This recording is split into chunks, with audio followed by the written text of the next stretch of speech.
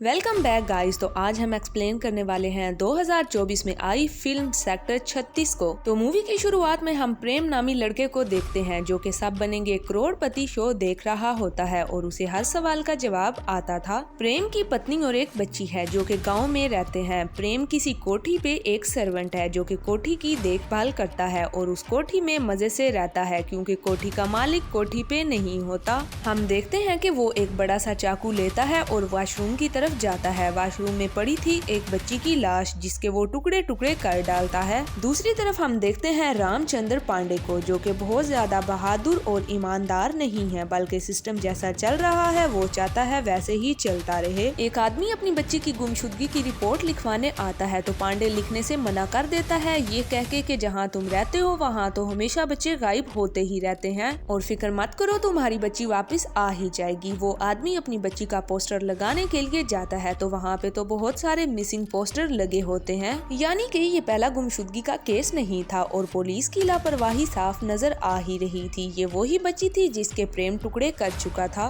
दूसरी तरफ हम देखते हैं कि बच्चे क्रिकेट खेल रहे होते हैं, तभी बॉल नाली में चली जाती है तो अली नाम का बच्चा बॉल को निकालने के लिए जाता है। बॉल तो मिलती है, साथ ही साथ एक हाथ भी मिलता है। फिर वहाँ पे पुलिस आती है जाँच करने के लिए, तो वो नाली थी सेक्टर 36 की और पुलिस को लगता है कि किसी बंदर का हाथ है। इस मिलने वाले हाथ को सीरियस ना लेते हुए इस बात को वहीं दबा दिया जाता है और ये सब कुछ कोठी से प्रेम देख रहा होता है। वो जिस कोठी पे होता है वो उसी नाले के साथ थी। रात को वो ही बच्चा अली अपने घर से बाहर निकलता है और प्रेम उसे चॉकलेट का लालच दे के अगवा कर लेता है। प्रेम पहले बच्चों का मिसयूज करता था और फिर उनके टुकड़े टुकड़े कर देता था। प्रेम को किसी का भी कोई डर या खौफ नहीं था क्योंकि वो जानता था ये बच्चे बहुत गरीब खानदानों के हैं, तो इन गरीबों की तो कोई नहीं सुनने वाला। मूवी पास्ट में जाती है और हम प्रेम के बचपन को देखते हैं जहां उसका कसाई मामा प्रेम का मिसयूज करता था। एक दिन प्रेम से ये सब कुछ बर्दाश्त ना हुआ और उसने गोश्त वाले छुरे से ही मामा को हलाल कर डाला और उसके टुकड़े टुकड़े कर दिए। मूवी प्रेजेंट में आती है जहाँ पे प्रेम फ्री से एक बॉक्स निकाल के एक आदमी को देता है जिसका नाम छोटे लाल था जो कि हॉस्पिटल में कंपाउंडर है। प्रेम बच्चों के टुकड़े करने के बाद उन्हें पॉलीथीन के बैग्स में भर के नाले या गटर में फेंक दिया करता था। अब दिखाया जाता है मुंबई में रहते हुए बसी नाम के अमीर आदमी को जो कि अपनी पोती के कपड़े चेंज करवाने लगता है, लेकिन बच्ची रोती है मुझे मम्मी के पास जाना है और फिर अपनी पत्नी के आते ही बसी घबरा जाता है और नॉर्मल बिहेव करने लग जाता है। असल में जिस कोठी की देखभाल प्रेम करता है उस कोठी का मालिक बसी है। बसी प्रेम को फोन करके कहता है कि मैं कल आ रहा हूँ, तुम झुमकी को बोलो कि वो कल कोठी पे आ जाए। झुमकी एक जवान लड़की थी। दूसरी तरफ प्रेम ना जाने आज तक कितने बच्चों का मिसयूज कर चुका था और फिर उन्हें मार काट के ठिकाने भी लगा चुका था और फिर भी उसे किसी किस्म का डर या खौफ नहीं था और वो अपनी जिंदगी मजे में जी रहा था। कुछ दिनों बाद दशहरा का दिन होता है। मेले में रामलीला हो रही होती है जिसमें इंस्पेक्टर पांडे जी रावण का रोल प्ले कर रहे होते हैं। तभी वहाँ झुमकी के पिता आके कहते हैं कि मेरी बच्ची नहीं मिल रही और आप इतने दिन से कोई भी एक्शन नहीं ले रहे। अगर आपकी बच्ची के साथ ऐसा होता तब आपको मालूम होता कि हम पे क्या बीत रही है। ये सुन के पांडे भड़क जाता है। दूसरी तरफ मेले में प्रेम भी आया होता है फेस मास्क पहने अपना अगला शिकार ढूंढने के लिए। प्रेम पांडे की बेटी को बेहोश करके उठा लेता है लेकिन पांडे की नजर पड़ जाती है और वो इसके पीछे भागता है तो प्रेम इस बच्ची को वहीं छोड़ के भाग निकलता है। छोटे लाल भी एम्बुलेंस लेके वहाँ आया होता है प्रेम के साथ, लेकिन प्रेम को भागता देख के बचने के लिए वो अनजान बनने लग जाता है और पांडे जी की मदद करता है बच्ची को हॉस्पिटल ले जाने के लिए। पांडे प्रेम को पकड़ने की पूरी कोशिश करता है लेकिन पकड़ नहीं पाता। अब तक पांडे पुलिस वाला होते हुए भी गरीब लोगों के अगवा के केसेस हल नहीं कर रहा था, लेकिन जब आज उसने वही सब कुछ अपनी बेटी के साथ होते हुए देखा तब उसको एहसास हुआ अपनी ड्यूटी का। फिर हमें दिखाया जाता है वेवान जो कि करोड़पति खानदान का बच्चा है और स्कूल जाते वक्त उसको उसके घर के सामने से किडनैप कर लिया जाता है और यहाँ थाने में पांडे जी ने खुद झुमकी के पिता को FIR लिखवाने के लिए बुलवाया होता है। झुमकी के पिताजी बताते हैं कि एक रिक्शे वाले ने झुमकी को मकान नंबर B5 के बाहर छोड़ा था। दूसरी तरफ हर जगह चर्चा थी विवान के अगवा होने की। इलाके का सारा मीडिया और सारी पुलिस उसी केस के पीछे लगी हुई थी।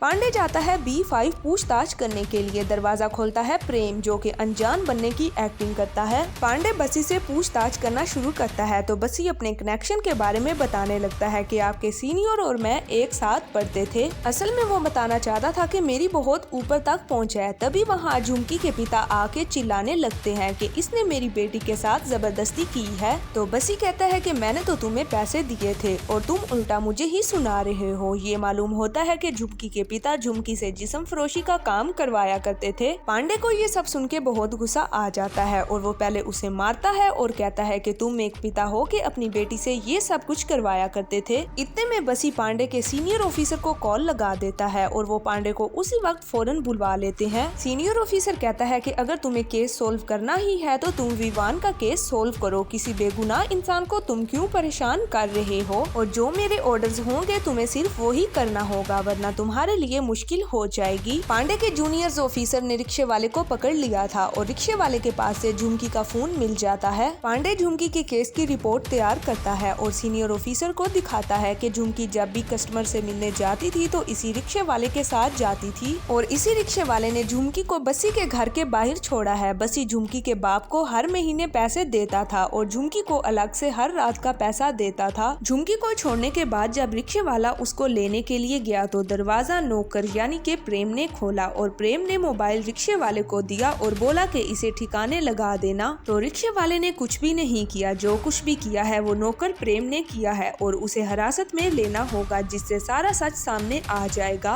सीनियर कहता है कि मेरे मना करने के बावजूद आप इस केस में बसी को लेके आ रहे हैं। आपने जब मेरी सुननी ही नहीं है, अपनी चलानी है, तो आप थोड़े वक्त के लिए सस्पेंड रहेंगे। दूसरी तरफ इतने सारे बच्चे गुम हो चुके थे कि किसी को कोई फिक्र ही नहीं थी, लेकिन जैसे ही एक अमीर घराने का बच्चा अगवा हुआ तो सारों की नींदें हराम हो गई और 2 ही दिन में अगवाकारों को ढूंढ निकाला गया, क्योंकि इंसाफ उसे मिलता है जिसके पास पैसा होता है। पांडे सस्पेंड था लेकिन अब वो शांत बैठने वाला नहीं था। वो प्रेम पे नजर रखना शुरू कर देता है। बसी की फैमिली तो मुंबई में रहती थी। वो यहाँ सिर्फ और सिर्फ अपनी हवस मिटाने के लिए आया करता था और साथ ही साथ अपने कारनामों को रिकॉर्ड भी करवाया करता था। पांडे को नजर रखते वक्त समझ आ जाती है कि एम्बुलेंस वाला आदमी प्रेम के साथ मिला हुआ है, यानी कि छोटे लाल। वो अपने जूनियर के साथ मिलके उसको पकड़ लेता है और मारपीट करने के बाद वो बताता है कि वो प्रेम से इंसानी ऑर्गन्स लेके उनको बेचने का काम करता है। कुछ दिनों बाद पांडे का सस्पेंडिंग टाइम खत्म हो जाता है और वो दोबारा से ड्यूटी ज्वाइन कर लेता है और पता चलता है कि पहले वाले सीनियर ऑफिसर का प्रमोशन के साथ ट्रांसफर हो चुका है और अब नए सीनियर ऑफिसर आ चुके हैं। रिश्वतखोर सीनियर ऑफिसर समझ गया था कि पांडे जरूर कुछ न कुछ करेगा, वो चुप बैठने वाला नहीं है। तो वो पांडे के जूनियर को कॉल करता है और कहता है क्या तुम लोग आगे बढ़ना चाहते हो। मतलब कि वो पांडे के जूनियर्स को अपनी तरफ करना चाहता था और उस पे नजर रखना चाहता था। दूसरी तरफ पांडे ने जहाँ छोटे लाल को छुपा रखा था वहाँ कुछ गुंडे आते हैं और उसे उठा के वहाँ से ले जाते हैं। असल में वो गुंडे बसी के थे। पांडे जब नए सीनियर को लेके वहाँ पे पहुँचता है तब छोटे लाल वहाँ से गायब होता है। पांडे जूनियर पे बहुत गुस्सा करता है कि एक काम दिया था और वो भी तुमसे नहीं हो सका, लेकिन सीनियर ये सब कुछ देखने के बाद प्रेम को अरेस्ट करने की इजाजत दे देता है। पांडे उसे फौरन से अरेस्ट कर लेता है। प्रेम बिल्कुल चिल मूड में बैठा हुआ था, उसे किसी किस्म का कोई डर या खौफ नहीं था कि उसको अरेस्ट किया गया है। पांडे के आते ही प्रेम उसके पैर पकड़ के कहता है मुझे नहीं पता था कि वो आपकी बेटी है, वरना मैं कभी भी उसको नहीं उठाता। मेरे से गलती हो गई है, मुझे माफ कर दें, अगली बार ऐसा नहीं करूँगा। प्रेम कहता है सब बनेंगे करोड़पति, शो लगने का वक्त होने वाला है, तो जो पूछना है आप मेरे से जल्दी पूछिए और मुझे जाने दीजिए।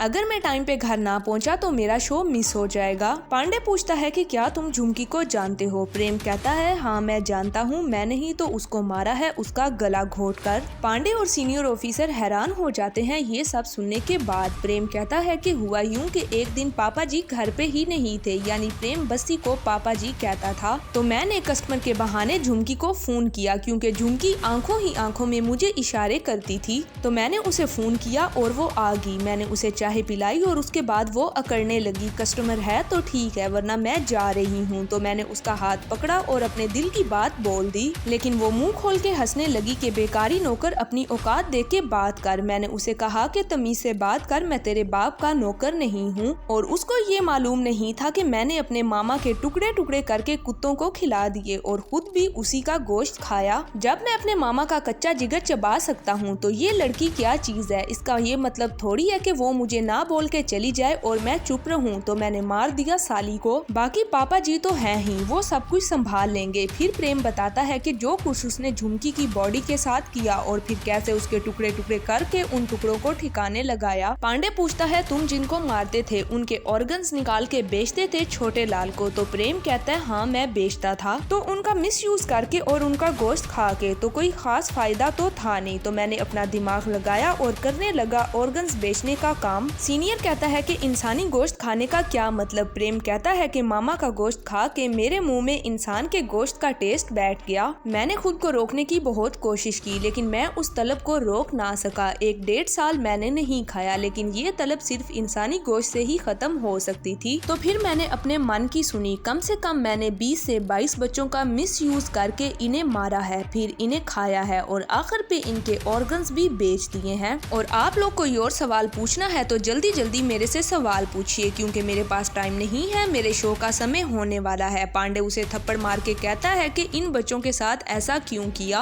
प्रेम कहता है कि आप क्यों फिक्र कर रहे हो ऐसे बच्चों की, वैसे भी इन बच्चों की कोई फिक्र नहीं करता। इनके माँ बाप सिर्फ इनको पैदा करके दूसरों के घरों में झाड़ू पोछे के लिए छोड़ देते हैं और आखिर में ये बच्चे अपनी ख्वाहिशात लेके ही मर जाते हैं। तो अब आप ही बताओ कि क्या फायदा ऐसे बच्चों के जिंदा रहने का। किसी के तो काम आएंगे ये लोग मरते मरते। इनके ऑर्गन से किसी गरीब का तो भला हो रहा है ना। और मैंने कहा कुछ गलत किया है, वैसे भी ऐसे बच्चों की बहुत तादाद है। अगर 20 या 22 कम हो गए तो किसी को कोई फर्क नहीं पड़ेगा। सीनियर पूछता है इस सब में बसी का कितना हाथ है। प्रेम कहता है ये सवाल नहीं, कोई और सवाल पूछो। दूसरी तरफ जो गुंडे बसी ने भेजे थे उन्होंने छोटे लाल को काट के मार दिया था। इधर प्रेम को लॉकअप में डाल दिया जाता है और उसको बस यही टेंशन खाई जा रही थी कि उसका शो मिस हो जाएगा। पुलिस स्टेशन में लगे टीवी पे वही शो चल रहा था। जो औरत खेल रही थी वो जीत जाती है और प्रेम को लॉकअप में ये सुन के बहुत खुशी होती है। अगली सुबह प्रेम कोठी में वो जगह बताता है जहाँ उसने झुमकी की लाश दबाई थी, तो वो ऐसे खुशी खुशी बता रहा था जैसे उसने लाश नहीं कोई खजाना छुपाया हो। कोठी के साथ वाले नाले से भी बहुत से बच्चों के हाथ, टांगों की हड्डियां और बहुत से गले सड़े जिस्म के अज़ाब मिलते हैं। दूसरी तरफ बसी को भी अरेस्ट कर लिया जाता है। बसी की पहुंच बहुत ऊपर तक थी तो हर कोई उसको छुड़वाने में लग जाता है। बसी को अरेस्ट करने की वजह से पांडे को डिसमिस कर दिया जाता है और इस केस को अब IBI टीम के सुपुर्द कर दिया जाता है, जिसके हेड होते हैं रिश्वतखोर सीनियर पुलिस ऑफिसर जवार। तो बसी की तो पहले ही उनसे हेलो हाय थी, तो अब सब कुछ बसी की मर्जी से ही हो रहा था। जवार सारा का सारा इल्जाम मीडिया के सामने प्रेम पे डाल देता है और बसी को बेगुनाह करार दे देता है। जब पांडे ये खबर सुनता है तो वो सीनियर से प्रेम से मुलाकात करने के लिए रिक्वेस्ट करता है। सीनियर इस रिक्वेस्ट पे मिलने की इजाजत दे देता है। पांडे उसे कहता है तुम जो इंसानी ऑर्गन्स बेच के पैसे घर भिजवाते थे छोटे लाल के हाथ, वो पैसे तुम्हारे घर पे नहीं पहुँचे क्योंकि छोटे लाल अब नहीं रहा। प्रेम कहता है कि मेरे पापा जी मुझे यहाँ से निकाल लेंगे। तो पांडे बताता है कि तेरे पापा जी ने सारा इल्जाम तेरे पे डाल दिया है, अब वो नहीं बचाने वाले तुम्हें। अब तो बोल दो कि वो भी शामिल थे तुम्हारे इस कांड में। प्रेम एक सीडी के बारे में पांडे को बताता है जिसमें सारा सच रिकॉर्ड था और वो सीडी थी गांव में प्रेम की पत्नी के पास। पांडे प्रेम के गांव जाने के लिए निकलता है तो उसका जूनियर उसे कहता है आप दोबारा क्यों इस मामले में पड़ते हो सर, आप जा तो रहे हो लेकिन वापस खैर से आ जाना। पांडे गांव पहुंच के प्रेम की पत्नी से वो सीडी लेता है जिसके ऊपर लिखा हुआ था सदाबहार तराने। पांडे जैसे ही उस सीडी को लगाता है तो उसमें वो ही सब कुछ रिकॉर्ड था जो प्रेम और बसी औरतों का मिसयूज करते थे। पांडे इन दोनों का दरिंदापन देख के हैरान रह जाता है। अब पांडे बस के इंतजार में रोड पे खड़ा हुआ था लेकिन कोई भी बस नहीं आ रही थी। फिर तभी एक गाड़ी आ रही होती है। वो गाड़ी को लिफ्ट के लिए रोकता है और उस गाड़ी में वो ही गुंडे थे जिन्होंने छोटे लाल को मारा था। वो गुंडे पांडे को एक फोटो दिखाते हैं कि हम इस आदमी की तलाश में हैं और वो फोटो पांडे की ही थी और वो उसी वक्त बहुत बुरी तरह से पांडे को मार डालते हैं और सीडी तोड़ के फेंक डालते हैं। कहानी 6 माह आगे जाती है जहां हम देखते हैं कि IBI ने बसी को बेगुनाह साबित कर दिया है और प्रेम को मौत की सजा सुना दी गई है। मतलब कि बसी बच निकला प्रेम को फंसा के। पांडे के जूनियर को सीनियर बना दिया जाता है और पांडे की आने जाने की खबर देने वाला यही शख्स था, यानी इसी ने ही पांडे की मुखबरी की थी और पांडे को रास्ते से हटाने में मदद करने की वजह से उसे प्रमोशन मिला। दूसरी तरफ पुलिस स्टेशन के बोर्ड पे पांडे का मिसिंग पोस्टर लगा दिखाया जाता है, यानी अभी तक पांडे की लाश नहीं मिल पाई थी। पांडे का एक और जूनियर ऑफिसर था जो कि पांडे के जाने की वजह से बहुत दुखी था। वो न्यूज़पेपर में खबर पढ़ता है कि 3 गुंडे पकड़े गए हैं जिन पे शक है कि उन्होंने पांडे को गायब किया है। वो बहुत खुश होता है ये खबर देख के। फिर उसके घर के बाहर कोई पार्सल रख के चला जाता है जिसमें एक सीडी थी और उस पे लिखा हुआ था और भी सदाबहार तराने, यानी कि पांडे के मरने के बाद अभी भी कोई था जो ये चाहता था कि सच सामने आए, लेकिन ये नहीं मालूम वो कौन था